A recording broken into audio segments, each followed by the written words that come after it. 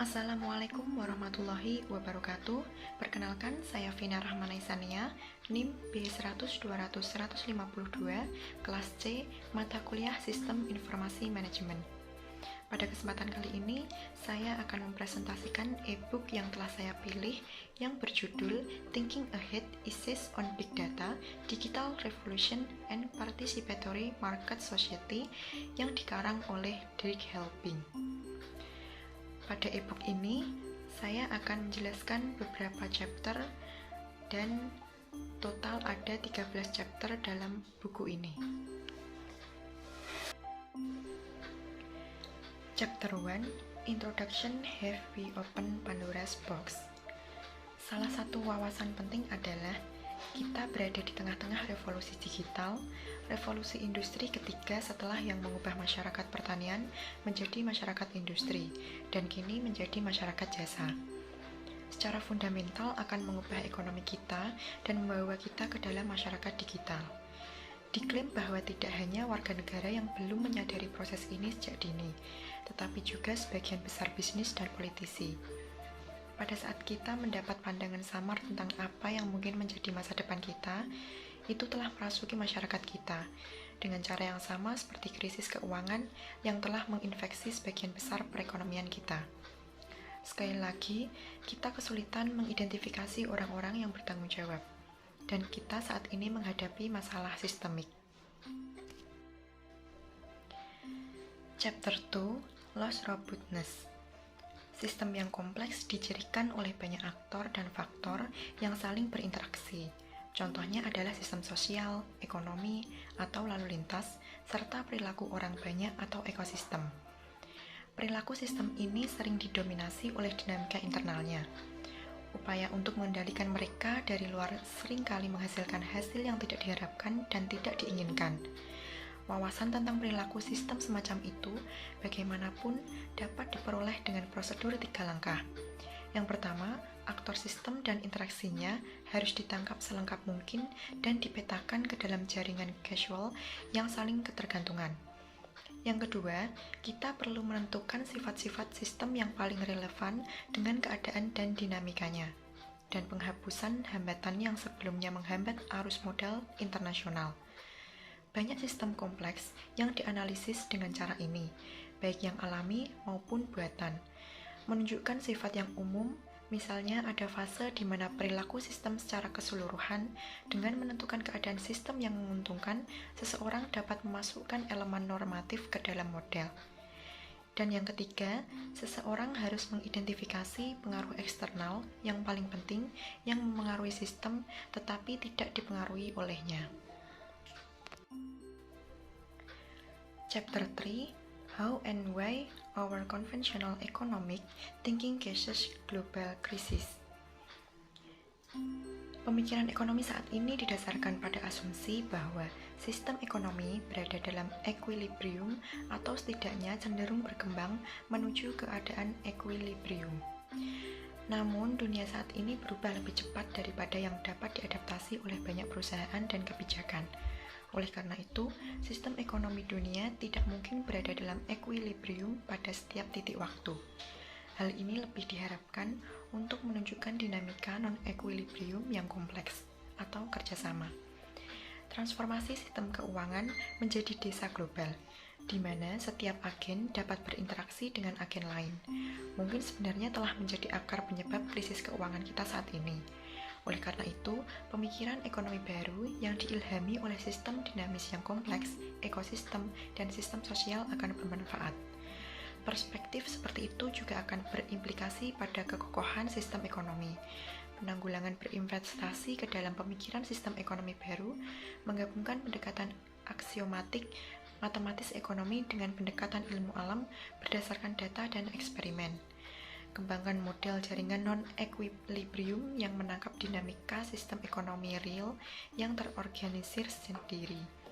Mengejar pendekatan terdisipliner dengan mempertimbangkan pemikiran sistem yang kompleks, ekologis, dan sosial. Mengembangkan konsep yang lebih baik untuk penilaian risiko sistemik, desain sistem, dan manajemen risiko terintegrasi. Chapter 4, Network Minds Require a Fundamentally New Kind of Economics. Saat ini, banyak pelanggan yang meragukan bahwa mereka mendapatkan layanan terbaik oleh orang-orang yang didorong oleh keuntungan dan bonus mereka sendiri. Tingkat preferensi mengenai orang lain didistribusikan secara luas, dari egois hingga altruistik. Pendidikan akademis di bidang ekonomi sebagian besar telah mempromosikan tipe egois. Mungkin pemikiran ekonomi kita perlu fundamental berubah dan ekonomi kita harus dijalankan dengan cara yang berbeda jenis orang. Chapter 5, A New Kind of Economy is Born, Social Decisions Marker with the Homo Economicus.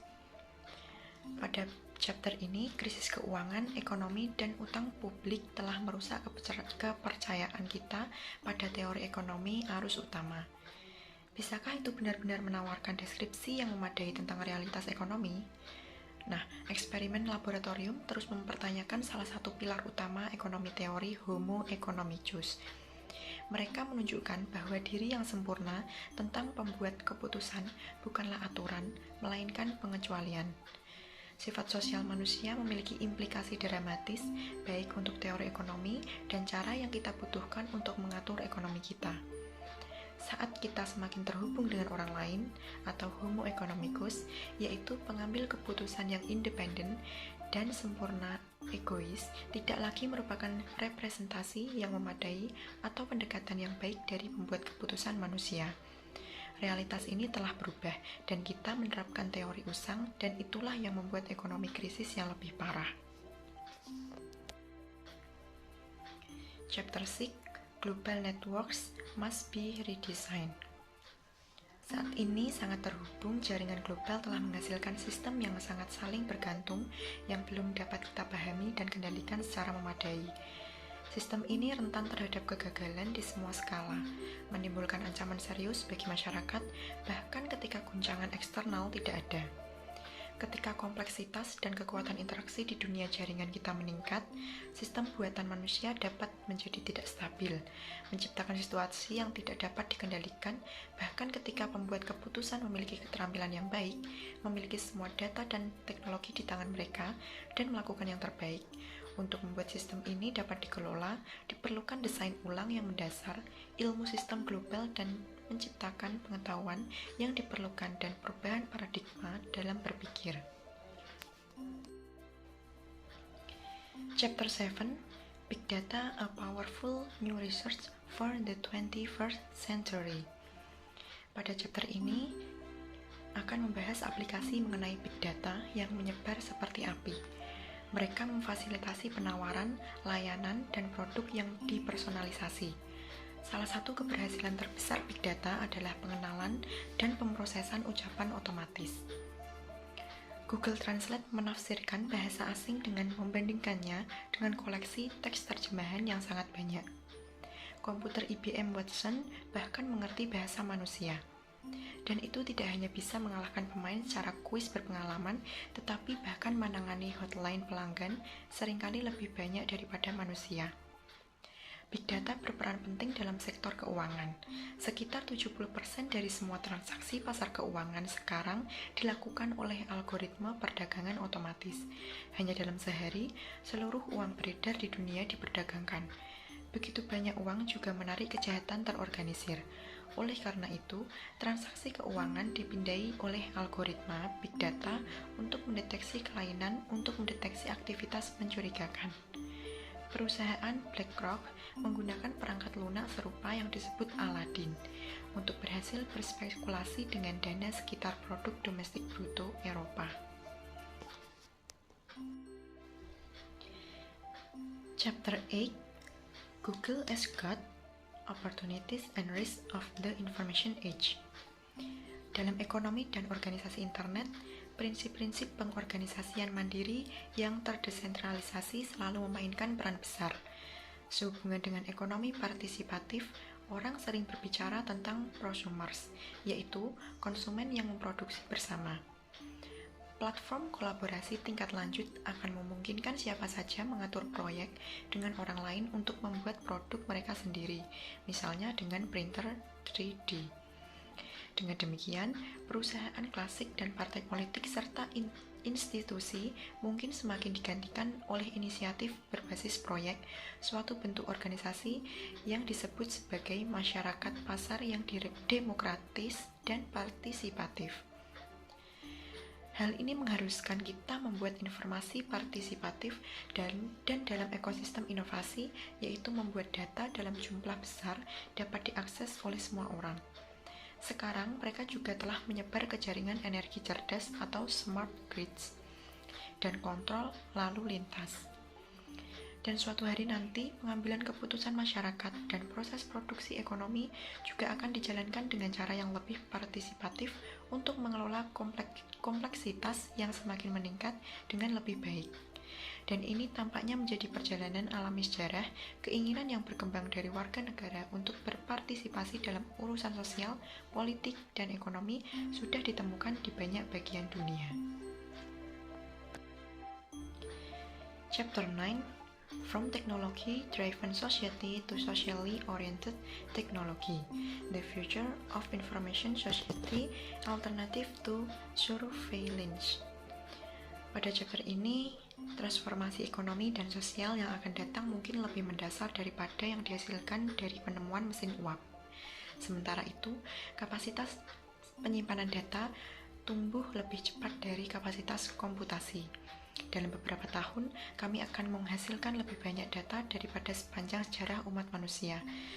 Internet of Things akan segera menghubungkan triliunan sensor seperti lemari es, mesin kopi, sikat gigi elektrik, dan bahkan pakaian kita.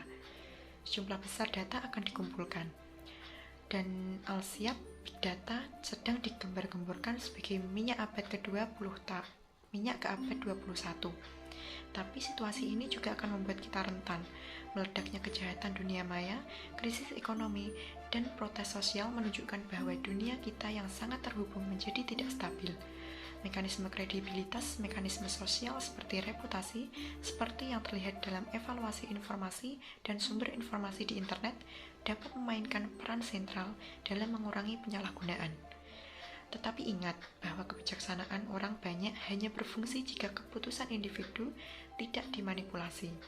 Dan oleh karena itu, agar efektif, individu harus diberikan kontrol atas mekanisme rekomendasi, penyaringan data, dan rutinitas pencarian yang mereka gunakan, sehingga mereka dapat mengambil keputusan berdasarkan nilai dan kriteria kualitas mereka sendiri.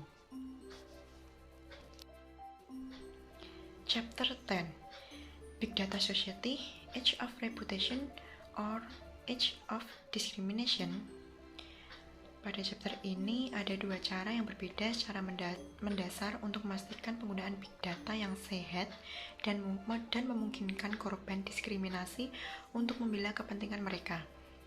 Pendekatan klasiknya adalah dengan menciptakan badan atau lembaga pemerintah yang berdedikasi yang menetapkan peraturan terperinci, khususnya standar kualitas, prosedur sertifikasi, dan skema hukuman yang efektif untuk pelanggaran.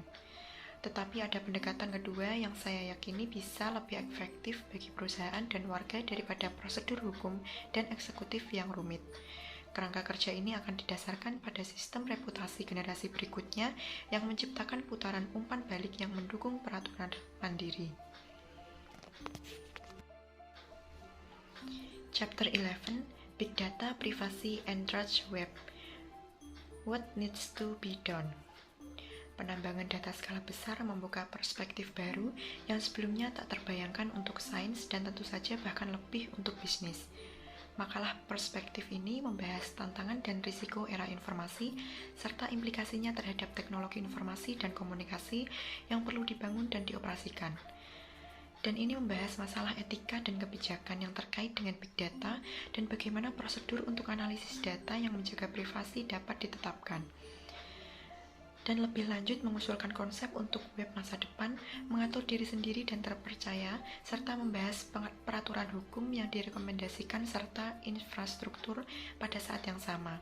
Hal itu mempengaruhi hak-hak dasar individu dengan cara yang sulit untuk diawasi sepenuhnya. Dan di antara hak privasi pasti salah satu yang paling terancam, tapi itu bukan satu-satunya. Risiko tersebut tidak hanya dihasilkan dari penelitian tunggal atau kegiatan penambangan data, mereka muncul khususnya dari kombinasi pengamatan tunggal dalam kumpulan data yang lebih besar, yang berisi lebih banyak informasi dan pada akhirnya mampu menggambarkan profil pribadi yang akurat. Dengan adanya konglomerat data raksasa ini, memahami informasi yang tidak personalisasi dan tampaknya tidak relevan lebih mudah daripada yang bisa dipikirkan orang. Chapter 12. What the Digital Revolution Means for Us. Aplikasi Big Data sekarang menyebar seperti api. Mereka memungkinkan penawaran layanan dan produk yang dipersonalisasi. Big Data membuka kemungkinan yang sama sekali baru untuk mengoptimalkan proses dan memungkinkan seseorang untuk mengidentifikasi saling ketergantungan yang tidak terduga. Dan mereka juga menyiratkan potensi besar untuk pengambilan keputusan berbasis bukti, tetapi sains akan sangat penting untuk memastikan transparansi, kualitas, dan kepercayaan. Ilmu pengetahuan juga penting untuk mendorong inovasi TIK yang etis dan untuk menghindari jebakan aplikasi Big Data. Oleh karena itu, sains harus menjadi pilar kelima demokrasi selain legislasi, eksekutif, yurisdiksi, dan media publik. Chapter 13 atau chapter yang terakhir ini membahas tentang making a planetary nervous system as citizen web.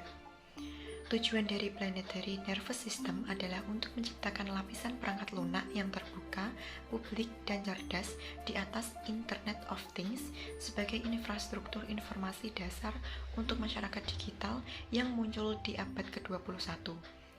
Manfaat memiliki Internet of Things salah satunya yaitu yang pertama, seseorang dapat melakukan pengukuran real-time dari dunia seperti biologis, teknologi, sosial, dan ekonomi di sekitar kita.